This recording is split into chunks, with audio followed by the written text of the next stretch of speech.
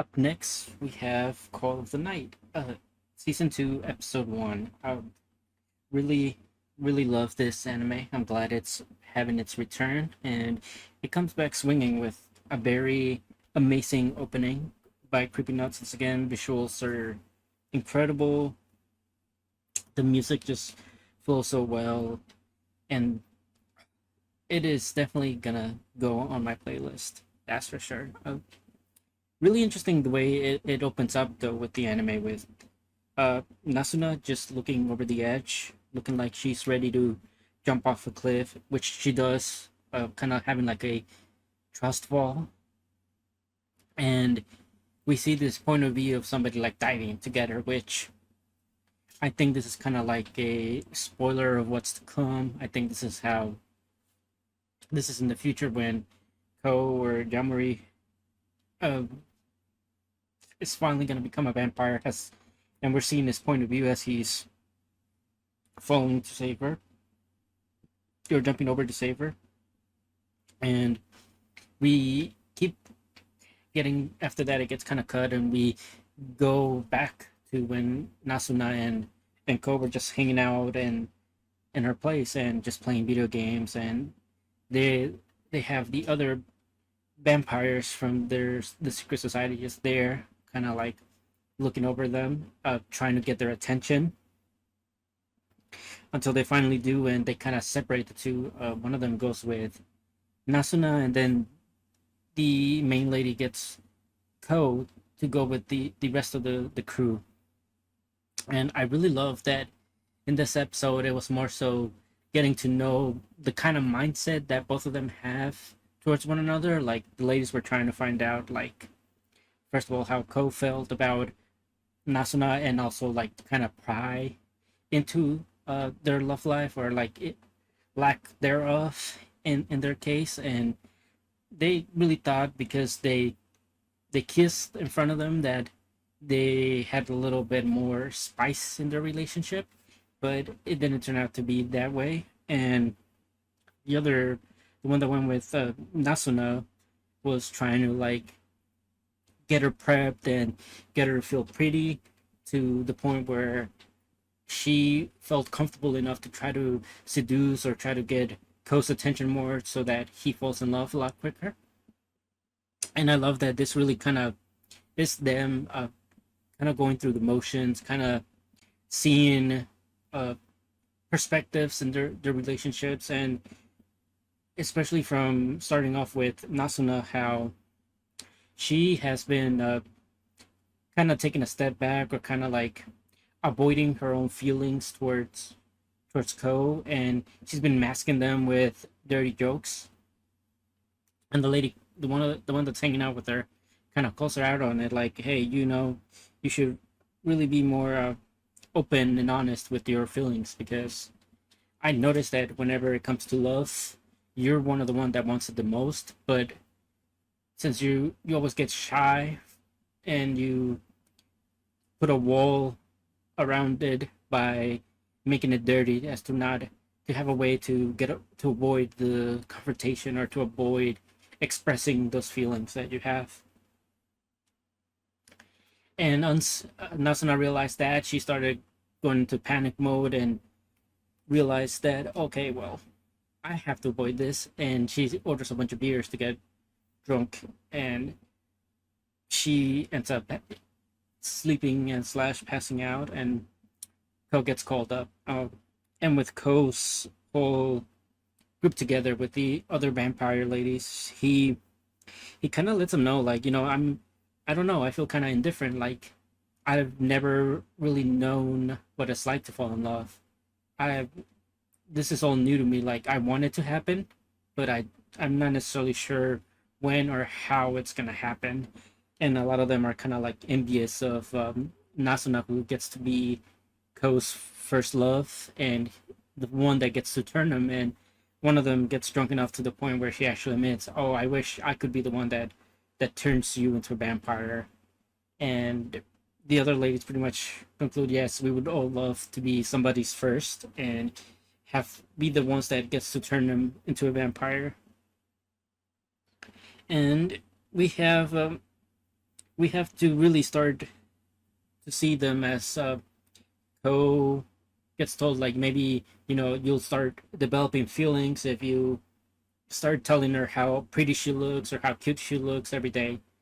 Small act, small acts of gratitude or small acts of kindness or affection will probably lead you to develop feelings for her. So when Ko goes to pick up Nasuna, uh, he starts practicing what they told him. He starts saying, "Wow, you look pretty today," because he's carrying her. And I think he's practicing more so to be like, confirm with himself, like, yes, it'll work, or yes, I can do it, and to see if it has any effect at to how he feels about her. But as he's practicing, he doesn't realize that she actually wakes up in the middle of him practicing, so she overhears him telling her that she's looking pretty cute tonight, and she gets blush and shy from it. And then we cut to them going into a train somewhere because they both, well, Nasuna realized that they both want Ko to fall in love, but they don't necessarily know how to make do of that process, or how to get into that relationship that involves love and involves uh, having a deeper connection with the person.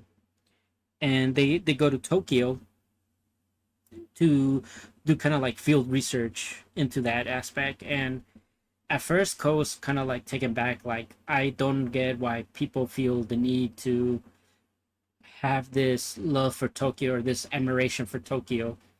And Nasuna kind of takes offense to that and slaps him a bit because she's one of those people that has kind of this view of Tokyo, and she views it in kind of like an affectionate way. And having Ko be the one that kind of like tries to shut down that image that she holds of Tokyo is kind of like betraying her feelings and betraying. Uh, she feels kind of a bit betrayed that Ko would make her feelings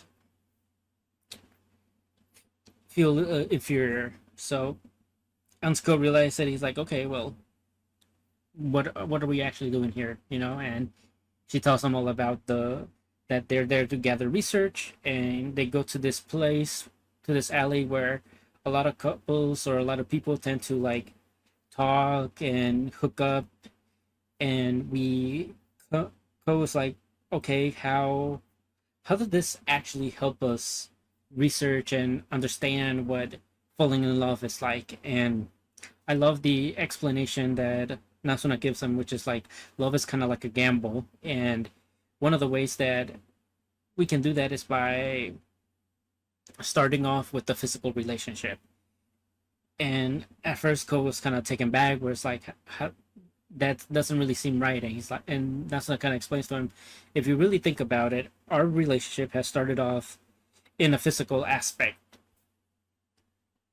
Our relationship, basically, a physical aspect involves a person just uh, having sex and not having to really put any emotional thought into it, not have being detached from the act of love, from the affectionate or that is required from love. And it can actually, because some people can start off just in a physical attraction that would eventually blossom into having an emotional aspect to it, and being growing closer to one another as they start missing one another and stuff like that. So she says that they're in that physical aspect of love where, because she's drinking blood from him, it's kind of killing two needs in one go, which is her hunger and also her sex drive.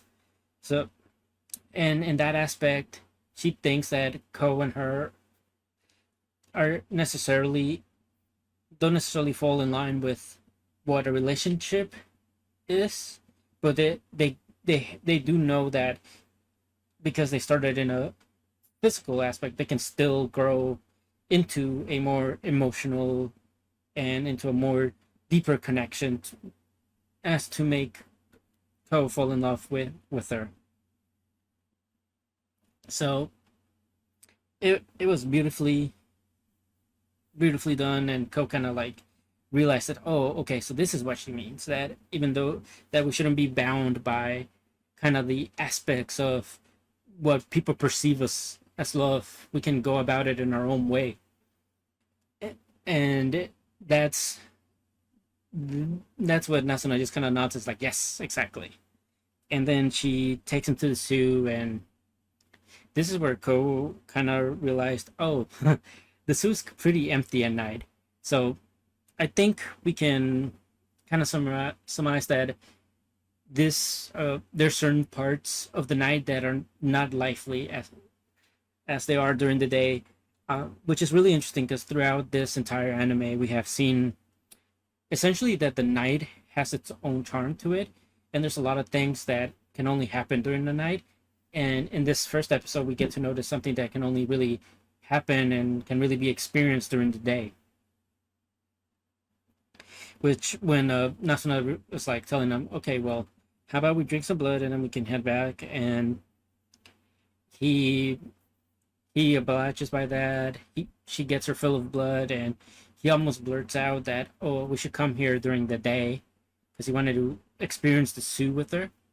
But then it came to his head, like, okay, well, that's not going to work out because she's a vampire, and I can't really be here with her during the day. So, in that aspect, we have in the first episode just showing us a bit of the lack of freedom that comes with being a vampire, and also while also showing us for most of it like the beauty of the night. So I I really enjoyed this episode. Really great episode back. I'm rating it a 8 out of 10.